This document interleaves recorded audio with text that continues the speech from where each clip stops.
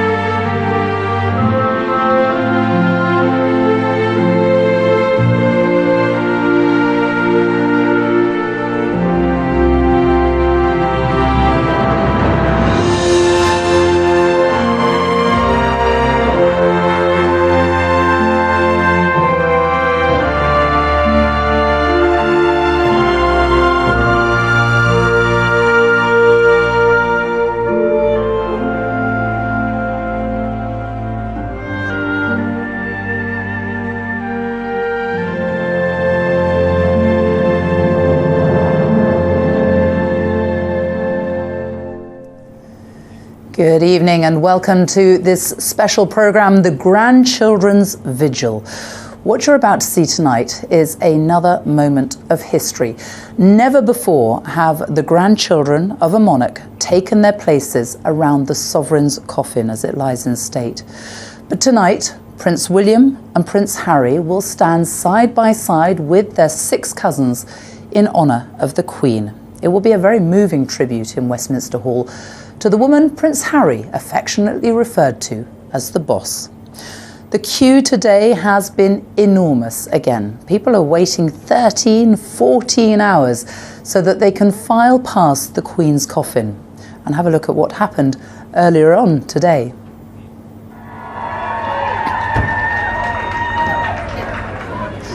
Well, King Charles and Prince William surprised people standing in the queue. This was near Lambeth Bridge, people who had been waiting in the cold all through the night. You're very good on 30 hours. The King and the Prince of Wales spoke to many of them, shook hands, and they told them how grateful they were that so many people had made such an effort to pay their last respects to the Queen.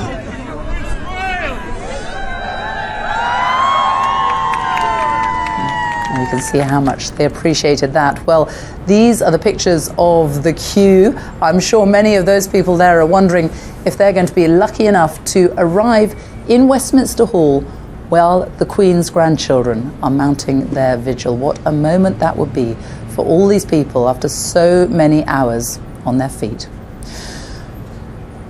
Well, the Queen's grandchildren have arrived in Westminster. They swept in just a short time ago. Here they are arriving in convoy. Big crowds out on the streets again to catch a glimpse of them as they arrive here for this moment of history.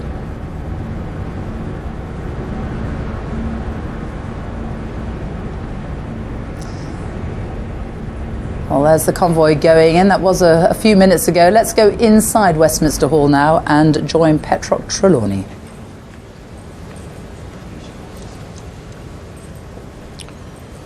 I wonder how many of these people who have just walked through the doors into Westminster Hall are pinching themselves, not quite ready to believe that they are actually here. Most have queued for 12 hours or longer, walking slowly along the River Thames. Many will have suffered sore feet, shaken themselves at the moment exhaustion set in, shivered as the morning cool marked a farewell to summer and a nod towards autumn. A change of season, and at the same time, generational change in the royal family. Well, last night the King and his siblings stood vigil by their mother's coffin. Tonight, their children, the Queen's grandchildren, take on that responsibility. None of us can know what it must be like to have a grandparent who was monarch and who'd been monarch for so long. The youngest of her grandchildren only knew her after she became an octogenarian. The biggest change will be for the new Prince of Wales, who's already assumed many of his father's former responsibilities. But perhaps the thoughts of those new duties will be put to one side for a quarter of an hour this evening. For those passing the coffin, a chance to reflect on the 70 years of service provided by the Queen. For the members of her family here, 8 royal cousins, another opportunity to recall a beloved grandmother. Well, this week we've seen the King and Queen Consort in Edinburgh, Belfast and Cardiff, meeting politicians and civic leaders, attending church services and walking amidst crowds of well-wishers. In London, it's this building, Westminster Hall, that has so far been the focal point for the formal moments taking place in this period of mourning. On Monday, the speakers of both houses made an address of condolence. On Wednesday afternoon, a solemn service marked the arrival of Her late Majesty's coffin. And an hour or so later, the first members of the public were allowed in to pay their respects. Last night's royal vigil echoed the night in 1936 when Edward VIII and his siblings stood around the bier in honour of their father, George V. This is the first time a monarch's grandchildren have ever mounted a vigil. Well, we're expecting that the Prince of Wales will stand at the head of the coffin. He and his brother, the Duke of Sussex, will both be wearing military uniform. They will stand alongside Zara Tindall and Peter Phillips, the Princess Royal's children, the Princesses Beatrice and Eugenie, and Lady Louise Windsor and Viscount Severn, children of the Earl and Countess of Wessex and Forfar. So in about, 8 or 9 minutes' time, on a tap of the duty officer's stick, the Queen's grandchildren will come down the steps at the north end of Westminster Hall. They'll walk slowly into the centre of the room, where these officers of the Welsh Guards, just about to take up their position as the new watch, with the gentlemen-at-arms and the yeomen of the guard, will be waiting for them. Then, on another signal from that stick, the royal party will collectively lower their heads and mount vigil around the coffin of their grandmother, the Queen. Well, what a moment that will be. I'm joined in the studio by the Sunday Times Royal Editor, Roya Nika, and by Paddy Harvison, who was former Communications Secretary to the then Prince Charles and Princes William and Harry for nearly 10 years up until 2013. Hello, good evening to both of you. It will be extraordinary, won't it? This is an amazing moment. Like you said, we've never seen this before. It's historic. And I think it really speaks right to the heart of the importance of family to the Queen, the importance her grandchildren felt about that role, her as matriarch. I think there's going to be something exceptionally poignant and moving to see the 8 grandchildren, one of them is incredibly young, standing in vigil by her side for the first time. We've never seen it. It's an incredible sight. And there's a big age gap, isn't there? The oldest, I think, is 44. The youngest is 14. Yeah. But they're a close bunch, aren't they? They're a very close bunch. And I think what was really interesting was the mood music we got from the palace this week when we were asking, will there be a grandchildren's vigil? And it was very much, this is up to them. It's what they want to decide. So they've obviously been talking about it this week and felt they wanted to pay their respects by Granny's side, as their parents did last night. And you've seen that, Paddy Harvison. You've seen it up close, haven't you? You've spent many years alongside the royal family and witnessed that relation, that interaction between the grandchildren and their grandmother. Yes, I mean, I think in any family there's always a special relationship between grandchildren and grandparents, and I think it's the same for the royal family. But there's that other twist, of course, that there's the sort of formal side. So William and Harry served in the forces. Harry obviously in conflict, and so they were serving their grandmother, and yet they're also there was a very personal, close relationship. So it's always that mix of the personal, the constitutional, which I find so striking. We've seen that this week, and we'll see it tonight. And Prince Harry tonight will be wearing his military uniform, won't he?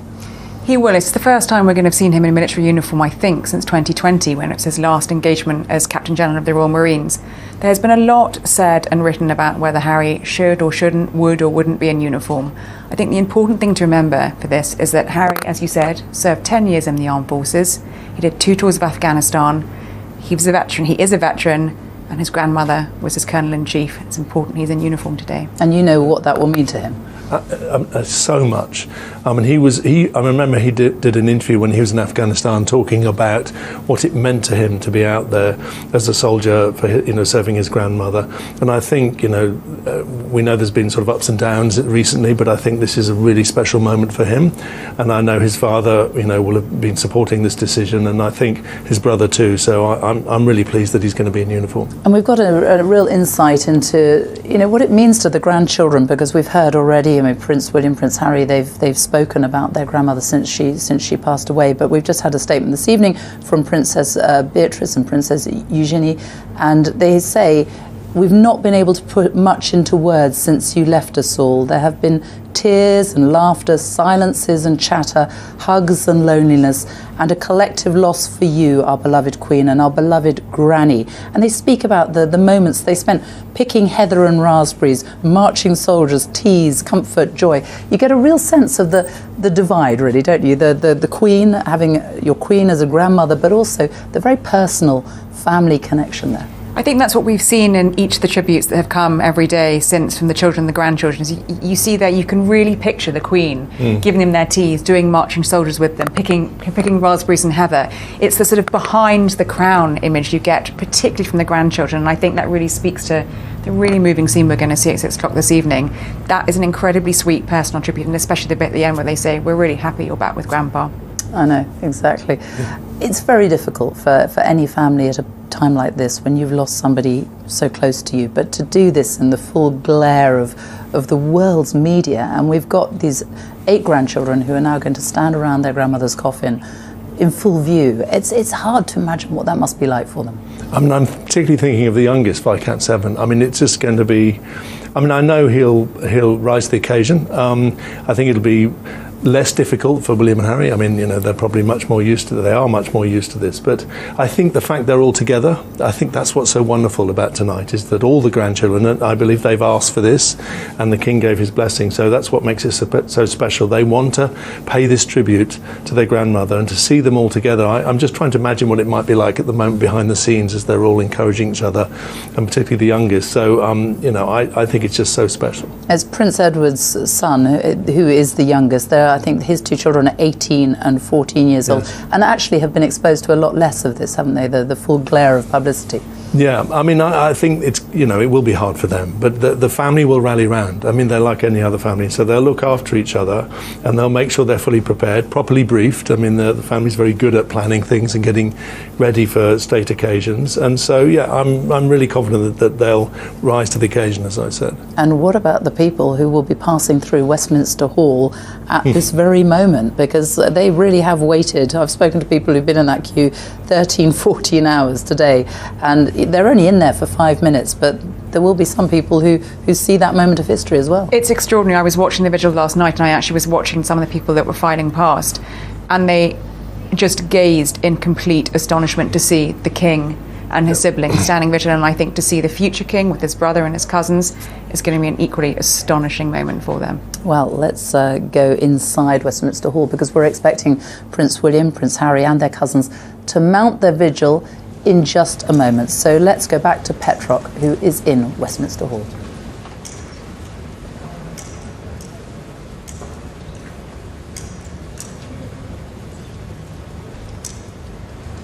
The Orb and Sceptre commissioned for the coronation of Charles II in 1661 sit on top of the coffin, with the imperial state crown remade for the coronation of the Queen's father in 1937. Over 3,000 gems, one that stands out, the blue Stuart sapphire, the jewel thought to have been smuggled abroad by James II when he fled England, only returned in the 19th century during the reign of George IV. Well, a few of those filing into Westminster Hall now may have just picked up the fact that they are going to share their time here with the Queen's grandchildren. But none can have had any idea of the unusual nature their moment of respectful pilgrimage would take when they joined the queue hours ago.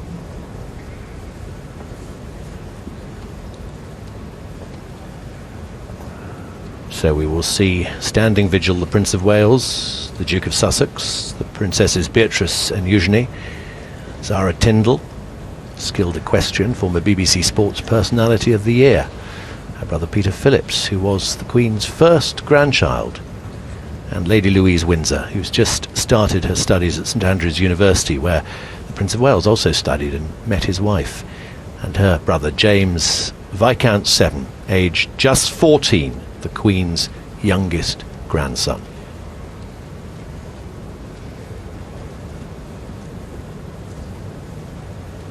Current watch being taken by officers of the Welsh Guard, along with His Majesty's bodyguard of the Honourable Corps of Gentlemen at Arms and the yeomen of the Guard. Interestingly, earlier on today here, they were joined by members of the Royal Company of Archers, the monarch's bodyguard in Scotland, an organisation that dates back to the middle of the 17th century when it was founded as an archery club. In a second now. There we go.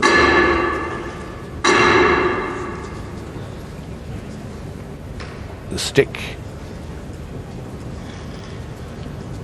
The sound ricocheting off the stone of the floor here in Westminster Hall.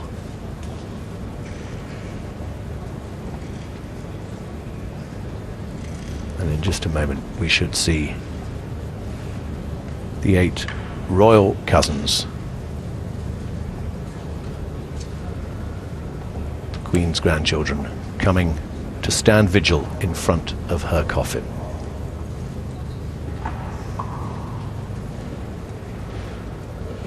There'll be a brief pause of these people filing past as the royal party takes up its position. Prince of Wales, leading his brother and his cousins down the stairs in the north corner of Westminster Hall.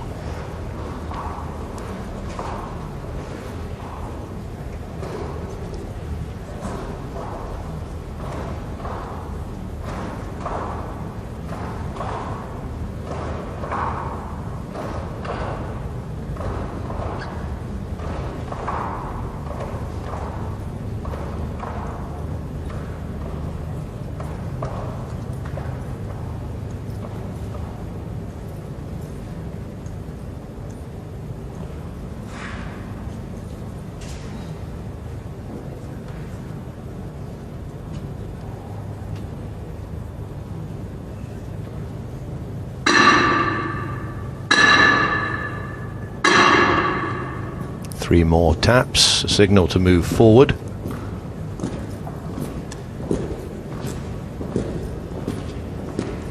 Cousins will stop again, wait further instruction to mount the catafalque.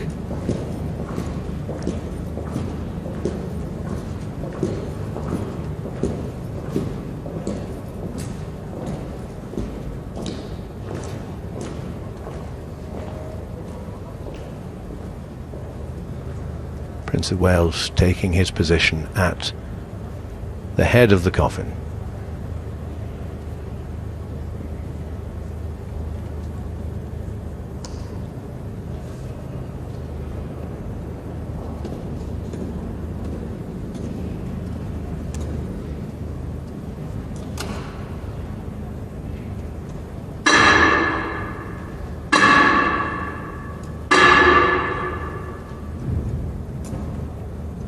And in just a moment, this royal vigil by the Queen's grandchildren will begin.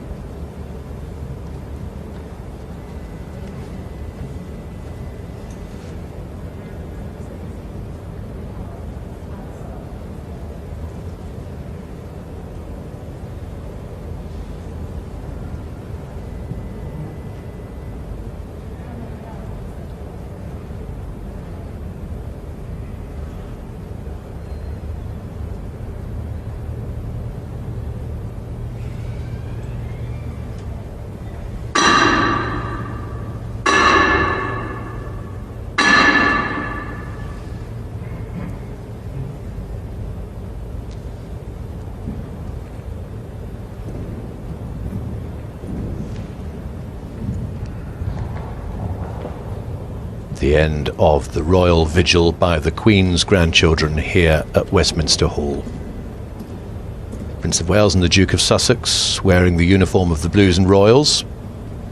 Prince of Wales served in the regiment before he became an RAF pilot. Duke of Sussex reached the rank of captain and served 2 tours in Afghanistan.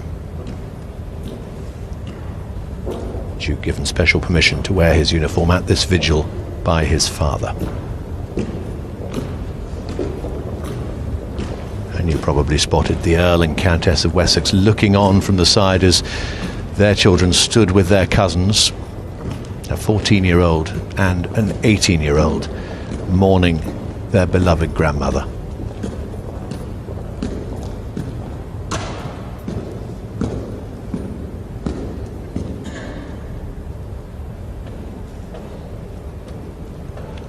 Familiar faces this evening, including that of the heir to the throne, but also faces we see very rarely. Viscount Severn, Lady Louise Windsor, Zara Tindall and Peter Phillips, who don't have official titles and have chosen to lead essentially private lives. The Duke of Sussex now living in California, but tonight here to honour his beloved grandmother. The princesses Beatrice and Eugenie, both working outside the palace, but also serving as royal patrons to charities operating in spheres including medicine, music, education and animal conservation. What must it have been like to have shared your grandmother with the nation? Peter Phillips, 44, the Queen's oldest grandson, has said she was an inspirational person throughout his life. The Duke of Sussex, in his tribute, spoke of his dual relationship with her. First, childhood memories of early meetings, and then as a young army officer, encountering her as his commander-in-chief. Once again this evening, a very public act of private mourning, which it feels that we've been privileged to witness. Her Majesty the Queen's grandchildren standing vigil to their grandmother. Well, what a moment for the Queen's grandchildren, what a moment as well for the people who have waited so long to file past the Queen's coffin in Westminster Hall. I'm here in the studio with the Sunday Times royal editor Ronika and Paddy Harvison, who worked for the then Prince Charles and with Princes William and Harry for a good 10 years. You know them well, Paddy Harvison. What did you make of that moment, watching them there? Oh, it was incredibly moving. I think you could see that they were drawing strength from being there together, all the grandchildren, especially the two young ones, I imagine. Their parents were watching. So, I'm difficult to find the words, really, but the strength that they showed, the courage they showed, and the tribute they've paid to their grandmother, I think they will be very proud. And I think it was wonderful that the King, gave them special permission to do this, first time it's ever happened. Because it was the grandchildren who wanted to do it, wasn't it? Yes, and it shows you how close that relationship was. As Petrock said, it's it's a family, but it's also the nation. They shared their grandmother with the nation. But for them, she was a wonderful presence in their life. If we'd heard from the tributes tonight from Eugenie and Beatrice of those memories of their times together with her, and I just think it was just so special. And Roy, you could see the strain showing for some of them, couldn't you? You could, even from the way some of them were standing and the expressions on their faces. I thought their composure was astonishing, particularly from, as you say, James Viscount Severn and Sophie and Edward were there. The palace have said they were there to support their children this evening. But I think, as Paddy said, what an incredible moment for the grandchildren to do. That'll be a memory for them for the rest of their lives, and I think they'll feel very proud that they dug really deep and found the ability to do it. That cannot have been easy. And Princess Eugenie had her eyes closed, it seemed. It must have been extraordinary for them there, standing there so close to their grandmother's coffin, and yet all these people filing past whilst they were doing it. I mean, that goes right to the heart of the extraordinary role of being a member of the royal family and having so little division between the public and the private. We've heard so much about the private lives in the tributes we've heard, particularly from the Princess's tribute tonight, but then to see them standing there, watched by probably many millions of people this evening, for such an intimate, personal moment, I can't even begin to fathom how on earth they found the composure to do that so incredibly calmly. And you know just how close they were to their grandmother. They had their Christmases together, didn't they, at Sandringham? They had their summers, and they've spoken. That was at Balmoral. They've all spoken very movingly about the time that they spent with their grandmother and that kind of relationship they had. Yes, and I think probably their times in Scotland would have been the most special, because that was when the family could just be the family. And we've all heard about the picnics and of the Duke of Edinburgh, doing the barbecue, and the Queen have just been the grandmother of everyone. I can picture it, and all the children running around, and just those when you're always under scrutiny, when your family belongs to the nation, when you have that privacy, and anyone who's ever been fortunate enough to go to the Balmoral estate, it's such a beautiful place.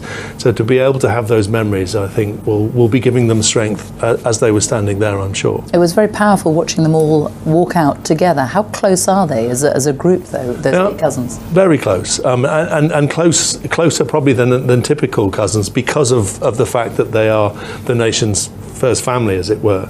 I was particularly moved to see William as the sort of senior, not the eldest, but the senior of the grandchildren, leading the way. And now that he's Prince of Wales, I think it's easy to overlook the fact that he's taken on this greater role. And I know his shoulders are strong enough to bear it. I mean, I found that very moving. He's spoken a lot, hasn't he, about how much he has watched the Queen and learnt from the Queen in the role that will one day be his. Yes, and I think that's one of obviously the great strengths of our system, is that the generations learn from each other, and in the same way that the now King will have learned from his mother, Prince William studied for many years and was very close to his grandmother, and everyone always talks, of course, Harry had a very special bond as well, but William, having had a different destiny, will have been learning as well as being just the grandson of a normal grandmother. I love the way some of the references, some of the tributes the grandchildren have paid to their grandmother. Harry referencing how he called her the boss, didn't he? Yeah, it was wonderful. But she was his boss, boss of the family, boss of the armed forces. And I think the other lovely thing about what you were saying, you see William there in that very senior role, taking on, he's now the heir to the throne. But what's lovely about that tribute that we've just seen is that, they were all equal grandchildren to the Queen. Yeah. She didn't have favourites just because one was more senior than the other in the pecking order. They were all incredibly special to her, and I think it's lovely that they've all agreed to do it together. And we saw Prince Harry in his military uniform. And we saw Prince Harry in his military uniform with his brother. Interesting, both in the same Blues and Royals #1 dress. They were both commissioned into the Household Cavalry. I think both would have felt incredibly proud to wear it again, particularly Harry, who has not worn it for 2.5 years, and of course served for 10 years. Really, really important moment for him. And Prince Edward and Sophie Wessex's children, the youngest, they're 18 and 14 years old. Quite something watching young James standing there alongside his cousin. Sophie and Edward, out here earlier today, talking to the crowd, greeting them, saying thank you to them. We don't see their children that much in public, do we? Well, that's right. And Louise turned 18 this year. She's not using her HRH styling. She has a private life. She's going off to university. They're not out on manoeuvres all the time, and so to come out and do something like that in front of millions of people watching, and that moment people walking past must have been absolutely extraordinary. I thought it was a really good thing that their parents were there keeping a careful watch over them, but they did absolutely incredibly. And we already heard from Prince William about the procession that we saw when they left Buckingham Palace here, and the Queen's coffin was taken to Westminster Hall, and he told people when he greeted them at Sandringham just how difficult that moment had been. Now, it obviously brought back memories for him of his own mother's funeral. Yeah, and that's only natural. I just keep coming back to just the strength they're showing, the courage they're showing.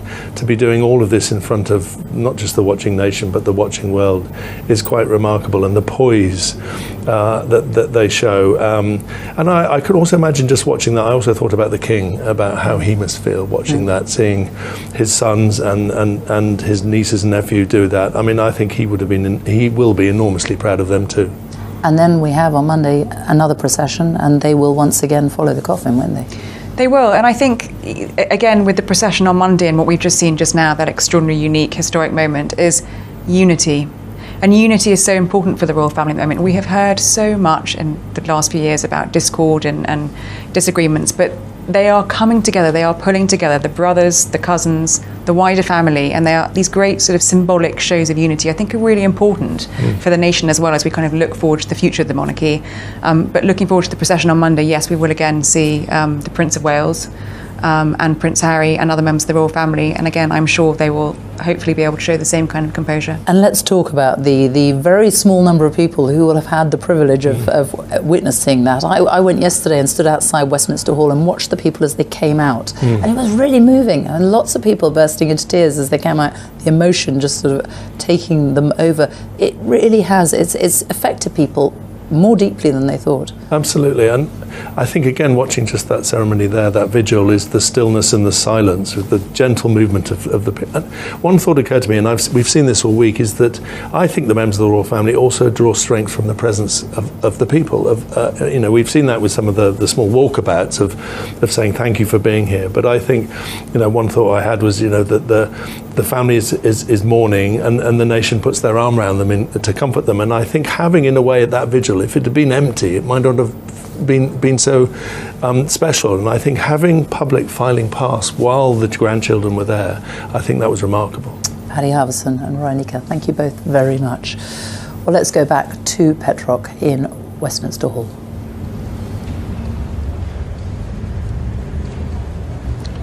The stream of people keeps flowing, thousands of people passing by the coffin every hour.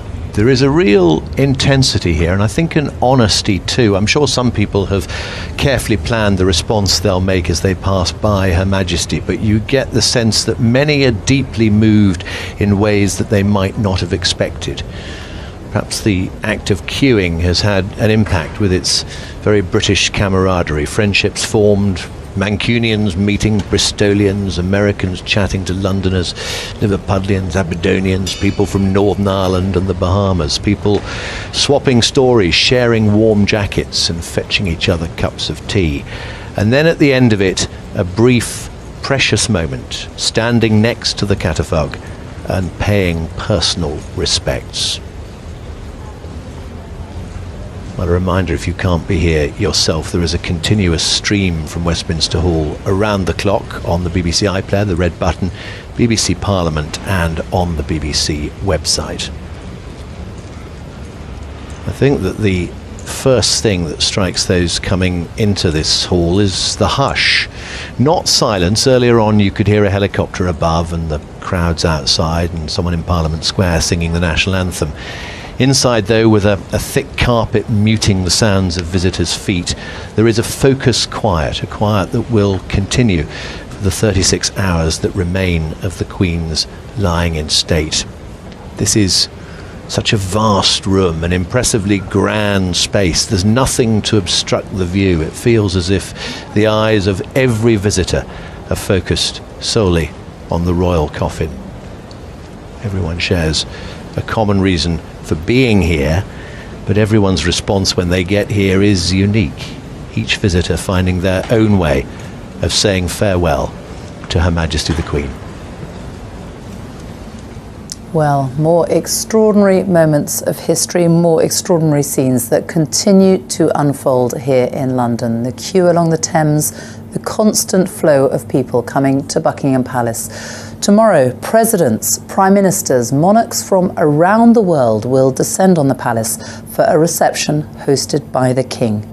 There'll be a national minute's silence in memory of the Queen at 8 tomorrow night. You can join us on air from 7 p.m. tomorrow as we look ahead to the state funeral on Monday. For now, from all of us here at Buckingham Palace, goodbye.